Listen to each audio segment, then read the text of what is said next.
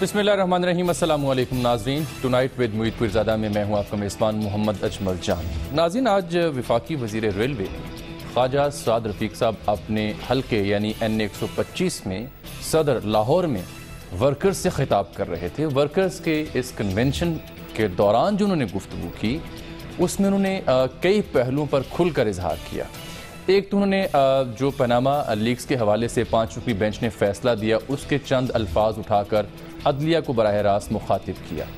उसके बाद ख्वाजा साहब ने इमरान खान साहब पर खूब तनकीद की। इसके अलावा उन्होंने जनरल राहील शरीफ साहब की शान में भी तारीफ़ी कलमात कहे कि उन्होंने उस वक्त धरना बंद में यानी कि तवाज़ुन बरकरार रखा। फिर उन्होंने कहा कि धरने के जो सांप थे वो मरे नहीं, अधमुए हुए हैं। खान साहब को उन्होंने वार्निंग दी कि खान साहब कहीं ऐसा ना हो कि सारी बिसात ही लपेट दी जाए, कहना वो ये चाह रहे थे, और फिर आपको हमारे साथ ट्रक पर चढ़ना चढ़ जाए। खासी जज्बाती आज ख्वाजा साद रफ़ीक साहब दिखाई दिए।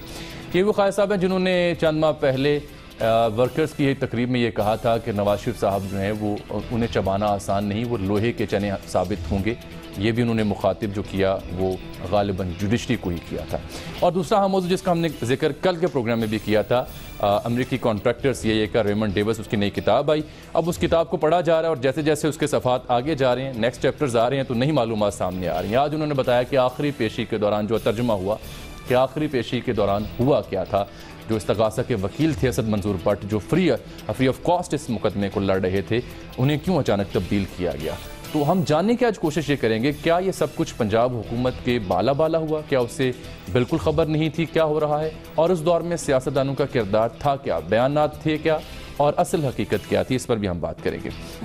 मेहमानों का तारुफ सबसे पहले आपकी खिदमत में मुझे ज्वाइन किया है पाकिस्तान मुस्लिम लीग नून के रहनुमा फैसलाबाद से जनाब राना अफजल साहब ने।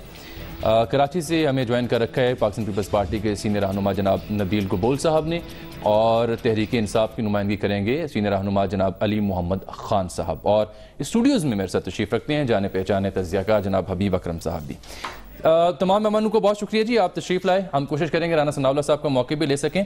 सबसे पहले ज़रा ये देख लें आज ख्वाजा साद रफ़ीक साहब कह क्या रहे थे जब उन्होंने राहील शरीफ साहब का जिक्र किया, आइन और जमहूरियत की बात की और अंपायर की उंगली की बात की। देखिए।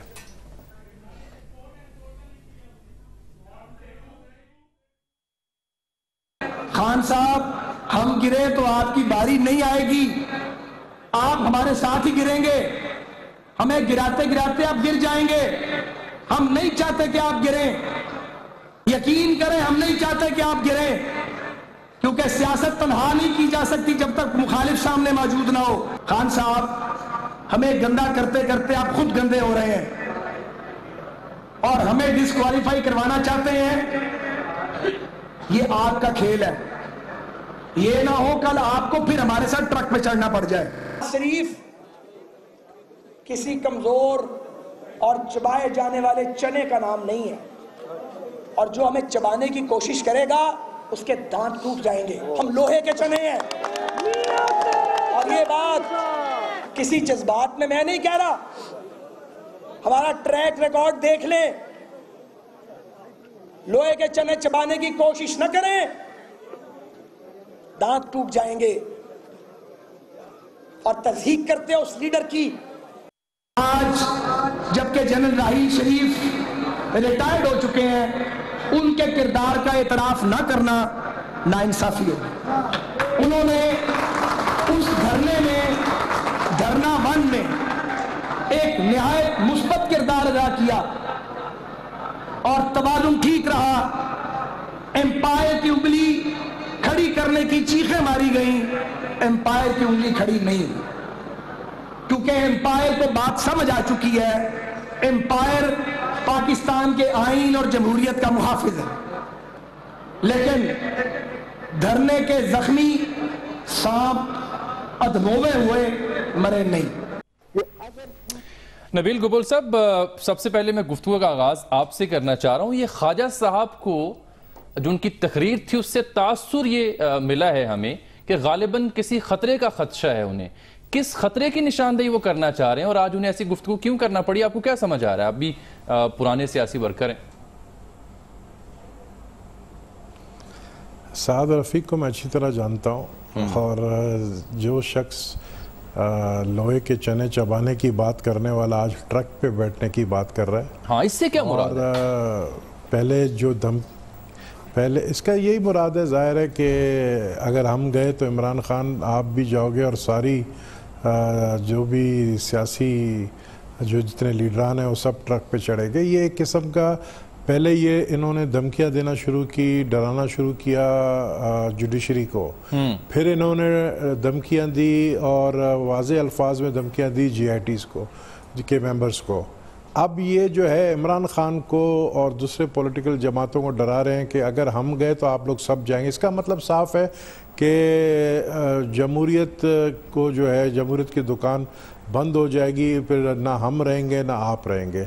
तो ये आज जो ख्वाजा साद रफीक, वैसे गबोल साहब को ऐसा खदशा है जनवरी में जो इन्होंने तकरीर की, नहीं बिल्कुल ऐसा खदशा नहीं है, क्योंकि हमारे जो फ़ौज है, हमारे जो इदारे हैं वो इस वक्त समझते हैं, वो जानते हैं कि इस वक्त मुल्क के क्या हालात है। इन्हीं के वजह से जो हमारे जो फ़ॉरेन पॉलिसी के वजह से इस वक्त पाकिस्तान को कितने मुश्किलात पेश आ रहे हैं, किस किस के साथ दुश्मनियां ले ली इन्होंने। जो पुराने दोस्त थे आज वो आपके मुखालिफ हो गए हैं। CPEC का मसला, ये सब चीज़ें ये फ़ौज ही देख रही है। देखें, फ़ौज CPEC को संभाली बैठी हुई है, वरना अगर इनके हाथ में होता तो ये CPEC को भी लपेट लेते। लेकिन CPEC के वजह से हमारा एक लाइफ लाइन रह गया है पाकिस्तान का, वो CPEC है। ठीक है, तो आपका पॉइंट आ गया। लेकिन अली मोहम्मद खान साहब ने हमें ज्वाइन किया है, और अली मोहम्मद खान साहब, आपकी जमात को बिलखुसूस, इमरान खान साहब को बिलखुसूस, ख्वाजा साद रफीक साहब बड़े ज़िम्मेदार मिनिस्टर हैं, सीनियर रहनुमा हैं, पुराने वर्कर हैं। उन्होंने बड़ी अहम बातें की हैं बिलखुसूस खान साहब को मुखातिब करके। वो ये कहते हैं कि हम ज़्यादा देर चुप नहीं rह सकते क्योंकि हम आज़ाद लोग हैं। फिर वो खान साहब को मुखातिब करते हैं कि एक दूसरे को पक्का चोर लुटेरा बनाने से फ़ायदा हासिल नहीं होता, हमें पीपल्स पार्टी के दौर में हमें मिसाक जमहूरियत करना पड़ा। तो इससे कहीं ये तासुर तो नहीं लगता आपको कि चाह रहे हैं को मुफाहमत की जानिब भी मामला जाए? गो कि उनकी लबो लहजे में एक तुर्शी भी थी और एक ख़तरे की वार्निंग भी थी। बिस्मिल्लाहिर्रहमानिर्रहीम, अल्लाहुम्मा सल्लि व सल्लिम मुबारक अला सय्यिदिना मुहम्मद रसूलुल्लाह सल्लल्लाहु अलैहि वसल्लम। सिर्फ इतना कहूँगा मैं इन हज़रत को जो तकरीर फरमा रहे थे और इनके लीडर को भी, कि तुमसे पहले भी जो शख्स यहाँ तख्त नशी था उसको भी अपने खुदा होने पे इतना ही यकीन था। अब वो फिरते हैं इसी शहर में तन्हा लिए दिल को, कोई शोला कोई शबनम कोई महताब जमी था। मैं समझता हूँ, आपने कहा ना कारकुन है, कारकुन और कारिंदे में फ़र्क होता है। सियासी कारकुन और ज़ाती कारिंदे में फ़र्क होता है। सियासी कारकुन देखता है कि मेरे मुल्क का फायदा। ख्वाजा साहब कारिंदे हैं? ये कारिंदे हैं, ये कारकुन नहीं है। ये सियासी कारकुन नहीं, कारिंदे हैं। और इनको इनका लीडर जो है वो टास्क देता है। मैं समझता हूँ आज की तकरीर की कोई जरूरत नहीं थी। सुप्रीम कोर्ट आजाद है, फौज ने कोई 111 ब्रिगेड नहीं भेजनी, सब आराम से बैठ के सत्तू पी के सो जाएं, आराम से रिलैक्स करें, कोई मार्शल लॉ नहीं आएगा। मैं साफ साफ बात कर रहा हूँ आपको, आराम करें, रिलैक्स करें। इंशाल्लाह अगला इलेक्शन होगा। आपको मुकम्मल यकीन है इस बात पे? मैं जिस तरह ट्रैक रिकॉर्ड बता रहा है, मैं समझता हूं कि फौज हमारी एस्टैब्लिशमेंट अपना एक उसूली फैसला कर चुकी है कि मुल्क को जना साहब के नजरिए के मुताबिक लेके चलना है, आईन के मुताबिक। लेकिन अब हम सियासतदानों ये फैसला हम सियासतदान क्यों नहीं मिलकर कर लेते? आप जैसे दोस्त हैं मुख्तलिफ मैं आपको बताता हूँ ना, कारिंदे और कारकुन का फर्क। कारकुन तब तक अपने लीडर का दिफा करता है जब तक उसमें उसको कोई सियासी गुंजाइश नजर आए, कोई वजह नजर आए। जिस दिन एक सियासी कारकुन को यह लगता है कि मेरे लीडर के दिफा से मेरे मुल्क को नुकसान है, तो फिर वो अपने लीडर को समझाता है। पाकिस्तान में ऐसे कारकुन बड़े लेवल पे बड़े कम है। सियासी कारकुन में कह रहा हूं, कारिंदे नहीं, ये कारिंदे हैं। मैं समझता हूं बेहतर होता यहाँ पे अपना गैज़ो गजब आज निकालने की बजाय मियाँ साहब को कह देते, मशवरा दे देते कि आप इमाम जामिन बांध के और आयतुल कुर्सी पढ़ के पाड़ा चिनार तशरीफ ले जाएं और क्वेटा तशरीफ ले जाएं, क्योंकि वहां भी पाकिस्तानियों के लाशें पड़े हैं। ये कोई ड्यूटी नहीं है इमरान खान या बाजवा साहब की, वो chief of the army staff है, उसके अपने काम होते हैं। जाहिर बात है इमरान खान साहब वज़ीर आज़म तो नहीं है ना जी। देखिए इमरान खान साहब गए, मेरी जमात का लीडर है, मैं समझता हूँ अच्छा उन्होंने किया है, लेकिन रिस्पॉन्सिबिलिटी किसकी है? मुझे एक बात बताएं, मुझे जामिद साहब एक बात बताइए, ये किस पे गुस्सा कर रहे हैं? मसला क्या है? देखें, चलें ये सवाल राना अफजल साहब से पूछ लेते हैं। आपने अच्छा सवाल उठा दिया, कोई साजिश नहीं, आपने अच्छा सवाल उठा दिया अली मोहम्मद खान साहब। इसी सवाल को लेकर के हम राना अफजल साहब का जवाब ले लेते हैं ना। दूसरा सवाल उनसे ये है, दूसरा भी साथ ही लेते जाएं। ज़िमनी सवाल एक ही है कि आप खुदा का खौफ करें, अपनी जिम्मेदारी पहचाने, जाएं उधर। बिल्कुल ठीक। राना साहब एक तो हमारे तहरीक इंसाफ के दोस्त जो हैं वो ये कह रहे हैं कि ऐसी तकरीर जो है वो कारकुन नहीं बल्कि कारिंदे किया करते हैं। एक तो इस पर आपका रद्द अमल, और दूसरा जो जिम्मेदारी का वो आपको एहसास दिला रहे हैं। और तीसरी बात, ख्वाजा साहब को क्यों लग रहा है कि कोई साजिश हो रही है या कोई तूफान आने वाला है? वाकई आप भी ऐसा महसूस कर रहे हैं? और ये कौन कर रहा है साजिश? राना अफजल साहब से पूछ रहा हूँ। पहला फ़र्क जो है मैं बड़ा मुख्तसर बता दूंगा कारकुन और कारिंदों में। पीटीआई में बहुत सारे कारिंदे मौजूद थे, अब उनको कारकुनों की ज़रूरत पड़ी तो वो पीपल्स पार्टी से इंपोर्ट कर रहे हैं। अच्छा। और ये फ़र्क है कारकुनों और कारिंदों में। जो पीटीआई के अंदर तब्दीली आ रही है इस वक्त, अब उनके पास कारकुन ज़्यादा हो गए हैं और कारिंदे जो हैं वो कम हो गए हैं। तो आने वाले वक्त में ये फ़र्क जो है पीटीआई को बड़ा अच्छी तरह से समझ आ जाएगा और पाकिस्तान के अवाम को भी समझ आ जाएगा। दूसरी बात, आपने कहा साद रफ़ीक साहब की तकरीर के बारे में, मुझे अगर आप बता दें कि किस किस को किस किस बात से कौन सी तकलीफ़ पहुंची है, तो मैं उन सारी तकालीफ का कोई मुदावा करने की कोशिश करूंगा। उनकी तकरीर के ऊपर ओवरऑल एतराज़ हुआ कि तकरीर क्यों की। वो सियासी कारकुन हैं, उन्होंने अपने दिल की बात की और वो सीनियर सियासी कारकुन हैं। उन्होंने जो उनको महसूस हुआ उन्होंने किया और कहा और अपने जिम्मेदारी से कहा। उन्होंने किसी की नुमाइंदगी नहीं की। मैं तो आपसे सवाल ये पूछ रहा था राना साहब मैं आपसे सवाल ये पूछ रहा था कि ख्वाजा साहब को क्यों लग रहा है कि गैर फितरी तरीके से उन्होंने कहा लोगों को निकाला जाता है इक़्तिदार में जो आते हैं, और धरने के जो सांप है मरे नहीं अधमुए हुए हैं वगैरह वगैरह। और कौन कर रहा है? ये मैं आपसे पूछना चाह रहा हूँ, ये कौन कर रहा है? कि मैं अगर बात खत्म करने की इजाजत दें मुझे मुकम्मल करने की। उन्होंने ख्वाजा साहब बड़ी यंग एज में पॉलिटिक्स में आ गए और उन्होंने सियासत के ऊंच नीच जो पाकिस्तान में होता रहा, ये सारे मार्शल लॉ जो लगे, ये सारी जमहूरी हुकूमतें बहाल हुई, अदालतों के मुकदमात, वो इन सारी चीज़ों का आंखों देखा हाल जानते हैं। और अगर अगर आप समझना चाहें, अगर आप उनकी बात का एक बॉटम लाइन समझना चाहें तो वो बॉटम लाइन ये है कि जमहूरियत के दुश्मन पाकिस्तान में आज भी जिंदा हैं। आज भी वो कौन है? वो कौन है? कुछ लोगों के कारिंदे, वो सियासी जमातें भी हैं। देखिए, अगर आपको नहीं समझ तो जो समझने वाले हैं वो समझ रहे हैं। और मैं तो अवाम की सहूलत की सहूलत के लिए मामले को सादा बनाना चाह रहा हूँ कि मेरे जैसे कई मासूम लोग हैं जिन्हें नहीं समझ आ रही। आपको समझ आ रही है? आप तज्जियाकार हैं जी, आपने कहा कि वो शायद उसमें आपको समझ आ रही है? शायद उनकी बात में मुफाहमत का पैगाम था। मेरा ख्याल है कि शायद उनकी जी, मैं हबीब साहब का पॉइंट ले लूं, मैं आता हूं। मेरा ख्याल ये है कि मुझे भी सहाफत की गाइडलाइंस का ख्याल रखना चाहिए और इस तरह मैं समझता हूँ कि राना अफजल साहब ने जो कह दिया इस बाबत वो काफ़ी है।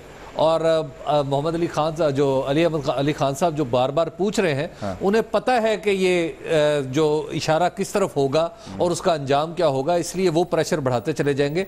लेकिन राना साहब के ऊपर तो राना साहब ने अक्लमंदी की है कि नाम नहीं लिया, तो मेरा ख्याल है कि बाकी उनको करना चाहिए।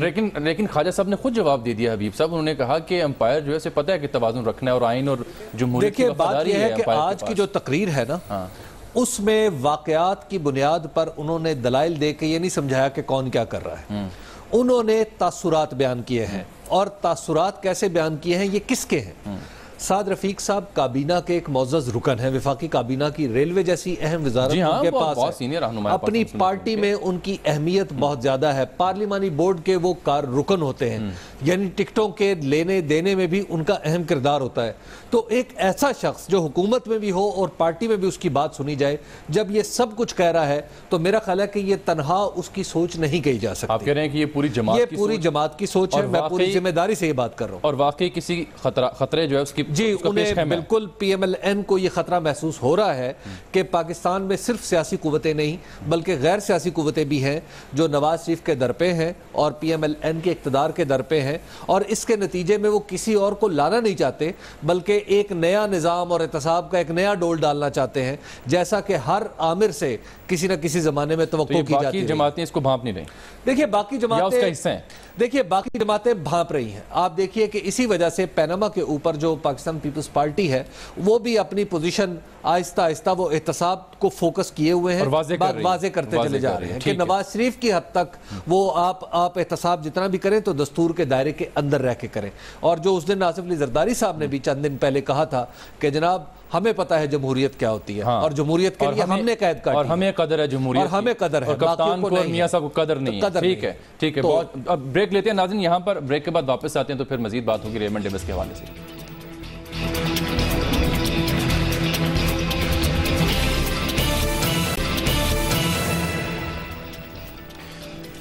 वेलकम बैक नाज़रीन। रेमंड डेविस का हम अब जिक्र करेंगे प्रोग्राम के इस हिस्से में। अब इस शख्स की लिखी इस किताब के तर्जुमा किया जा रहा है और एपिसोड वाइज किस्तवार मुख्तलिफ अखबारात मुख्तलिफ न्यूज़ पोर्टल उसे शाया कर रहे हैं। आज जो हमने देखा उसका तर्जुमा, उसमें उसने लिखा है किस तरह से 16 मार्च को हुआ क्या था जब उसकी आखिरी पेशी थी सेशन कोर्ट लखपत जेल में, जो खुसूसी कोर्ट बनाई गई थी वहाँ, और कैसे जो इस्तगासा के वकील थे यानी फ़हीम और फैज़ान के जो वकील थे असद मंजूर भट्ट साहब, जो बिला मुआवजा इस केस को लड़ रहे थे, कैसे उन्हें तब्दील किया गया और उनको तब्दील करने की वजह क्या थी। इस बारे जाहिर है कि हम राना अफजल साहब जो कि पाकिस्तान मुस्लिम लीग के नुमाइंदगी यहाँ कर रहे हैं उनसे भी बात करेंगे, दीगर रहनुमाओं से भी बात करेंगे, लेकिन असद मंजूर भट्ट साहब उन्हें क्यों हटाया गया और उस वक्त हालात थे क्या, क्या वो रेमंड डेविस की इस बात की तस्दीक करेंगे जिन्होंने लिखा, हम जानने के लिए बात करेंगे असद मंजूर भट्ट साहब से। भट्ट साहब अस्सलाम वालेकुम, क्या आप मुझे सुन पा रहे हैं? वालेकुम सलाम, जानी साहब ठीक ठाक हैं? जी अल्हम्दुलिल्लाह। भट्ट साहब ये बताएं, क्या ये बात दुरुस्त है कि आप बिला मुआवजा इस केस को लड़ रहे थे और फिर आखिरी लम्हात में आखिरी दिनों में आपको अचानक तब्दील कर दिया गया या ज़बरदस्ती तब्दील होने पर मजबूर किया गया? वो क्या हालात थे आखिरी 2-4 रोज़ के? हाँ, पहली बात तो ये है कि ये नेशनल कॉज का केस था, तो मैंने तो इसको एक कौमी खिदमत समझ के कि एक गैर मुल्की ने पाकिस्तान में आके हमारे शहरी मासूम शहरियों को कत्ल किया, क्योंकि ये सब इसलिए मैंने लिया था और मेरी टीम भी थी, हमने ये किया। ठीक है। दूसरी बात ये है कि till the last I was never change and I was never removed. अच्छा, ठीक है, यानी इस्तगासा ने आपको तब्दील नहीं किया था? नहीं किया था। देखिए उसका तरीका होता है कि तब्दील इस तरह होता है कि आप अपने वकील को कहते हैं अब आप जो हमारे केस में नहीं है। चले ठीक है, वो तो बात और है ना। भट्ट साहब ये बताइएगा कि क्या इस केस में कभी किसी ने आपके ऊपर कोई दबाव डाला कि आप अपने क्लाइंट को किसी खास मकसद के लिए राजी करें, उन्हें किसी खास यानी दैयत लेने पे कबूल करें? जी सर, ऐसा है कि ये बेसिकली प्रेशर उस वक्त बना है जब इसकी अदालत में जो डिप्लोमेटिक कवर वाली एप्लीकेशन मैंने खारिज करवाई, क्योंकि इनको पहले होप थी कि अदालत से ये फायदा हो जाएगा कि बाराक ओबामा साहब ने प्रेस कॉन्फ्रेंस कर दी है और अमेरिका का प्रेसिडेंट, और दूसरा कार्मिला कॉन्डो जो है वो उसको यकीन नहीं कराती थी जो यहाँ लाहौर में काउंसलर थी। जी जी, तो उस पर हमने पूरा कोर्ट को असिस्ट किया कि ये इस तरह नहीं है। नहीं तो आप पे दबाव डाला, किसी ने दबाव डाला भट्ट साहब आप पे? हाँ जी जी जी, उन्होंने उसके बाद फिर कोशिश की कि खून बहा दा करके हो जाए। मेरे तक भी ये पहुंचे थे, तो मैंने उन्हें कहा था कि चूंकि एज पर लॉ सारे जायज कानूनी वारसान का राजी होना जरूरी है, जबकि मेरी इंस्ट्रक्शन के मुताबिक वो राजी नहीं थे, कम से कम 3 राजी नहीं थे, लिहाजा ये नहीं हो सकता। तो उसके बाद उन्होंने मुझे प्रेशराइज भी किया, लालच भी दिया, लेकिन मैंने कहा कि एज पर लॉ। क्या लालच दिया और क्या प्रेशर डाला आपके ऊपर? उन्होंने पहले तो जिस तरह की इनका तरीका होता है कि पहले सॉफ्ट तरीके से करते हैं कि आपको जो है ये इनको परसुएट करना चाहिए। मैं कहती ये इनका लीगल राइट है, हमने पहले बताया, मैं इनको खुद नहीं कह सकता, लेकिन अगर हो भी ऐसी बात तो सामने आती है। तो इन्होंने कहा don't you think this is sufficient, ये under the cover of united ये ज्यादा एसोसिएटेड प्रेस ऑफ अमेरिका की कवर में एज ए जर्नलिस्ट मेरे पास आए थे। तो भट्ट साहब आखिरी रोज फिर आपको कैसे, आखिरी रोज यानी 16 मार्च को जब आप गए तो कैसे आपको रोका गया कि आपको नुमाइंदगी का वकालत का हक से महरूम रखा गया? क्योंकि मेरे क्लाइंट्स ने तो मुझे ना नहीं की थी। ठीक है, सिर्फ ये हुआ कि हमारा उनके साथ वर्किंग ऐसी होती थी कि जब भी कोर्ट हियरिंग होती थी एक दिन से आपको मेरे पास आते थे। ठीक, उस हियरिंग में वो मेरे पास नहीं आए, तो आई अंडरस्टैंड कि शायद अब इतनी डिटेल पढ़नी है रूही का, चलो मैं फोन करता हूँ। फोन किया, कोई रिस्पॉन्स नहीं आया। अगले दिन जब सुबह हुई तो लीगल प्रैक्टिशनर एक्ट के तहत हमारे लिए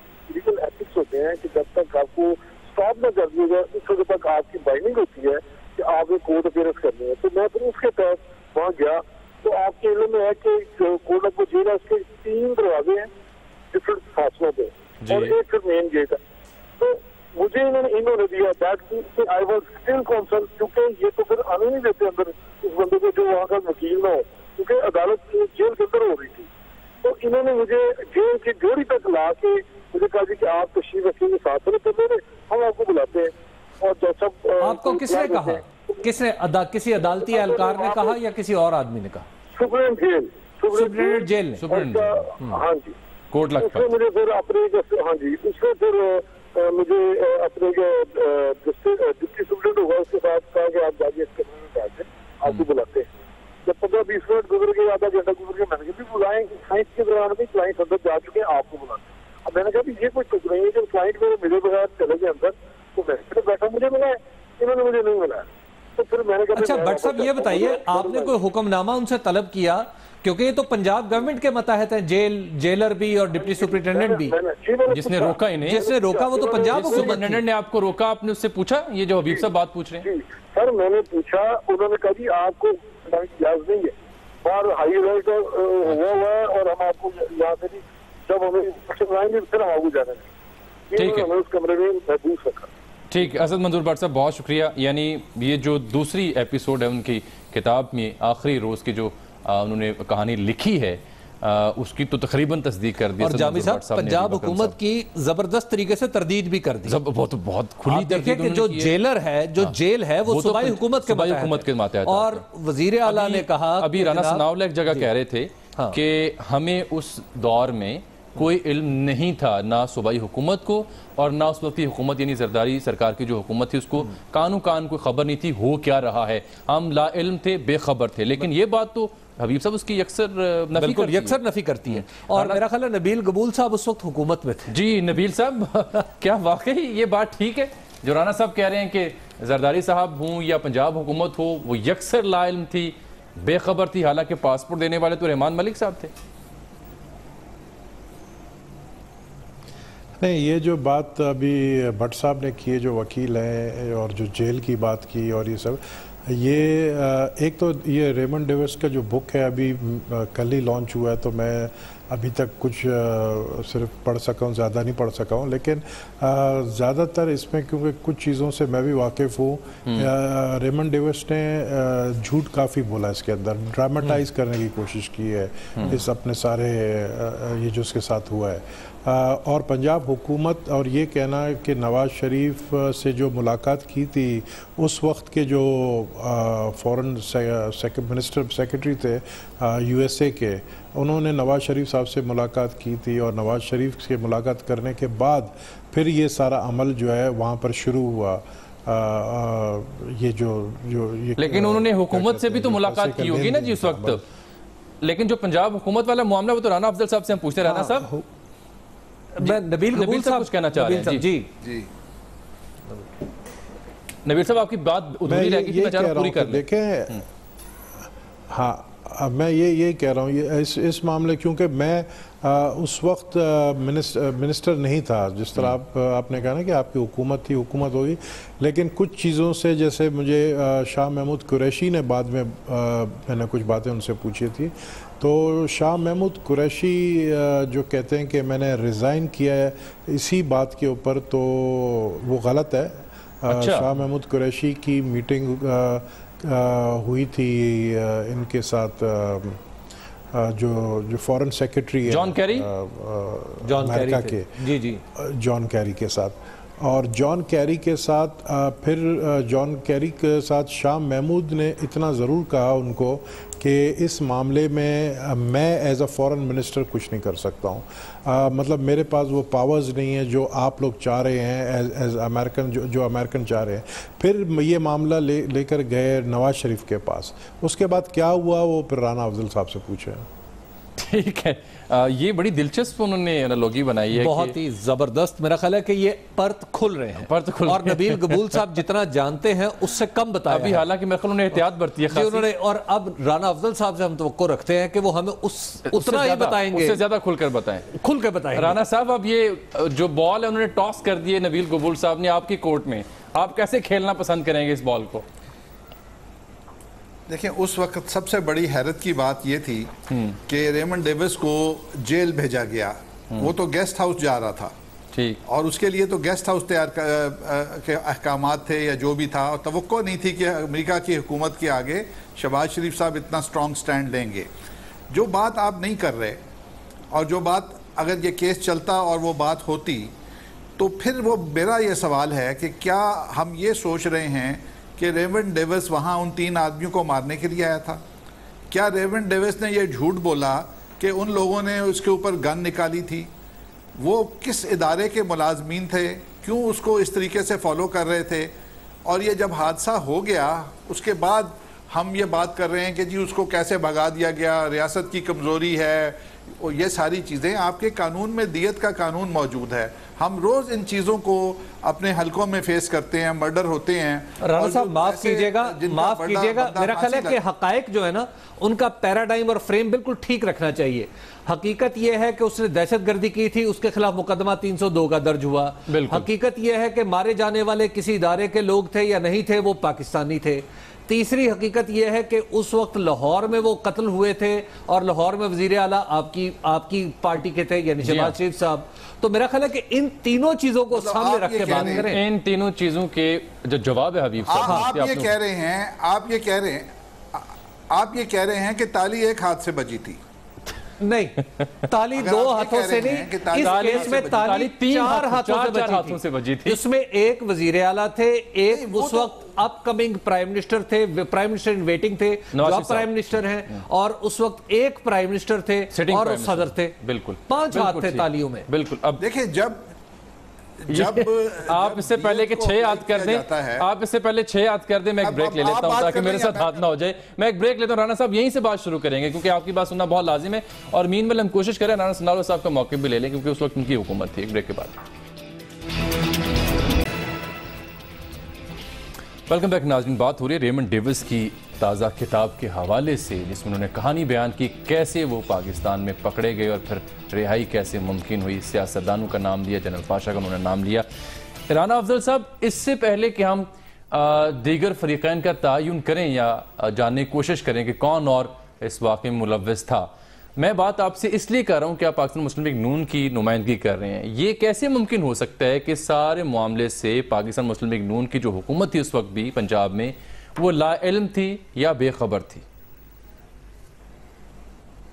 देखें, मैं आपको थोड़ा सा एक्सप्लेन कर दूं। उसको वीज़ा फेडरल गवर्नमेंट ने दिया, उसको पाकिस्तान में आज़ादी से घूमने की इजाज़त फेडरल ये एक और बात आ जाती है, वो तो हम बात कर लेंगे। ना टोकें। नहीं, मैंने सवाल जो पूछा अगर उस पर आ जाए तो ज्यादा अच्छा लगेगा। जो मैं करना चाह रहा हूँ, मेरी एक बात, ये इस तरह से प्रोग्राम आपका भी खराब होगा। मुझे अपना जुमला मुकम्मल करने दें, पहले भी आप टोक देते हैं, इस तरह बात पूरी नहीं होती। असल में मैं तो चाह रहा हूँ ना, जो बात मैं पूछना चाह रहा हूँ उससे आप आगाज करें। एक फॉरेनर, चले आप कर ले, मैं बाद में करूंगा।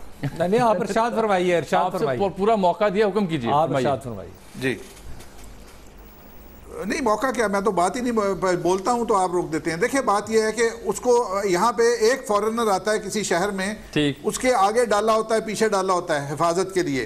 सही। वो अकेला घूम रहा था और वो कह रहा है जी मेरे पीछे 2 गनमैन लगे हुए थे, और उस बंदे ने, वो जो भी था, पाकिस्तान का दुश्मन था, क्या था, क्यों था, वो फेडरल गवर्नमेंट का मेहमान था पाकिस्तान के अंदर। और पंजाब गवर्नमेंट को अगर पता होता कि एक इतना इंपॉर्टेंट आदमी वहां पे आ रहा है, तो उसके आगे एक पुलिस का डाला होता, पीछे डाला होता, और ये हादसा पेश ना आता। लेकिन उसको इजाजत मिली कि पाकिस्तान के अंदर वो एक खुफिया किस मिशन पे था मुझे नहीं पता। और फिर देखें, जब वो फायरिंग करता है और फिर अपनी एम्बेसी को बताता है, 2-3 मिनट के अंदर एक गाड़ी आती है, एक बंदे और को कुचल देती है। तो ये चीजें अगर पंजाब गवर्नमेंट के इल्म में होती, तो पंजाब गवर्नमेंट, तो आप रोज देखते हैं कि फॉरेनर होते हैं, उनके साथ एस्कॉर्ट होती है। तो मैं समझता हूं कि इसके स्टोरी को बहुत, इसके पहलू हैं, इसके बहुत सारे पहलू हैं, और वो आप अगर एक प्रोग्राम उसके लिए काफी नहीं होगा, इसको फोकस करें। पंजाब गवर्नमेंट की बहुत बड़ी हिम्मत थी कि उसको जेल में डाल दिया। उस वक्त बहुत सारे लोग हैरान थे कि ये शहबाज शरीफ ने क्या किया है। चलें, अब अगर आप इजाजत दें तो मैं अपना सवाल आपके सामने दोबारा पेश कर लूं। जरा मैं आपसे जानना ये चाह रहा था कि बिल्कुल ठीक है, आपने उसकी तस्वीर जो है वसी पैमाने पे पेश की, लेकिन सर सवाल ये, जब वो रिहा हुआ या जो दावा वो अपनी किताब में कर रहा है या जिन किरदारों का वो नाम ले रहा है और बता रहा है कैसे रिहाई उसकी अमल में आई, उस हवाले से मैं पर्टिनेंट आपसे सवाल कर रहा हूँ कि क्या उस सारे मामले से, उस सारी कार्रवाई से भी पंजाब हुकूमत नाइल्म थी, बिल्कुल वैसे ही जैसे आप पहले बयान कर रहे हैं कि पंजाब हुकूमत को पता नहीं था कि कोई शख्स यहाँ पे मौजूद है? देखिए, हो सकता हो सकता ना हो, मैं इस पे कोई हतमी बात नहीं करूंगा, लेकिन जो दियत के पैसों का बंदोबस्त हुआ और कहाँ से वो पैसे आए, उसमें कोई थर्ड कंट्री इन्वॉल्व थी। जब भी दियत के ऊपर आपने मनाना होता है वारसान को, तो उनको यही कहा जाता है कि बंदा तो आपको मर गया, वो वापस तो नहीं आएगा, अदालत में मुकदमा लड़ेंगे तो कोई उसकी गलती निकलेगी, आप पैसे दे लो। ये रोज़ हमारे हलकों में ये रोज़ होता है, और दियत के कानून के अंदर उसको फिर वो पैसे और मांगते हैं, वो कहते हैं इतने में नहीं सौदा होगा, इतने में होगा, तो वो करोड़ों में सौदा हुआ और वो लोग मान गए।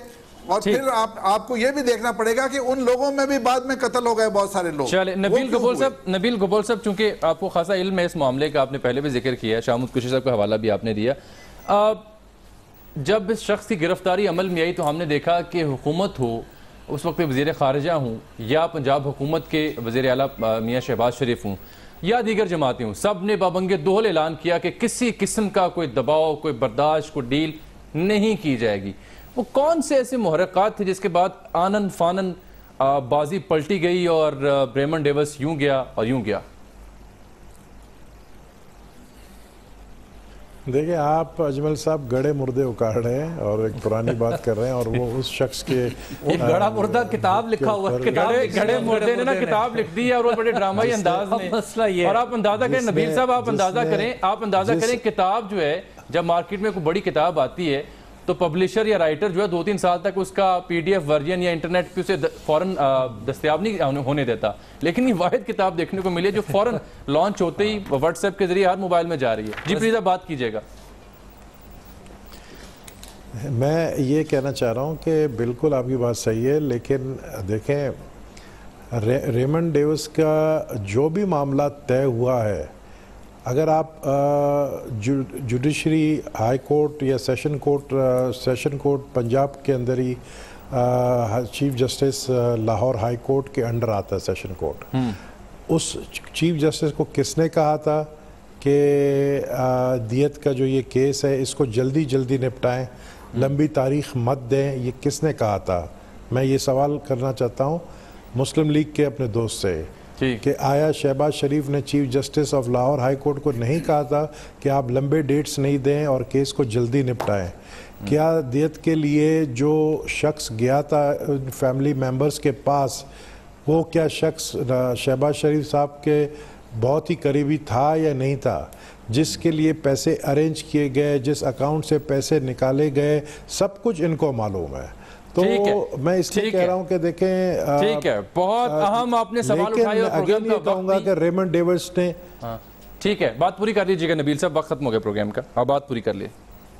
मैं फिर अगेन कहूंगा कि रेमंड डेविस चूंकि खुद अंदर था और बाहर उसको निकालने वाले जो लोग थे उनसे भी पूछा जाए जिनके नाम लिए गए हैं, ठीक है, बिल्कुल ठीक। हबीब अकरम साहब, आपने कल भी और आज भी इस मामले पे गुफ्तगू सुनी हमारे मेहमानों की, हो ये रहा है, मेरा तासुर ये बन रहा है कि पाकिस्तान मुस्लिम लीग नून से पूछा जाए तो वो सवाल पैदा करके तो पीपल्स पार्टी की जानिब टॉस कर देते हैं, उस हुकूमत। पीपल्स पार्टी से पूछा जाए तो वो दोबारा टॉस कर देते हैं वापस, यानी सलीमुल्लाह से कलीमुल्लाह, कलीमुल्लाह से सलीमुल्लाह, लेकिन असल बात सामने नहीं आ रही। इसका मतलब है कि दोनों झूठ बोल रहे हैं और दोनों कुछ ना कुछ छुपा रहे हैं। अच्छा, बात यह है कि उस वक्त इन दोनों पार्टीज ने यह तय कर लिया था कि जल्द अज जल्द इस मुद्दे से जान छुड़ाई जाए। चले, ये प्रोग्राम यहाँ पर खत्म होता है, इजाजत दीजिएगा, अल्लाह हाफिज।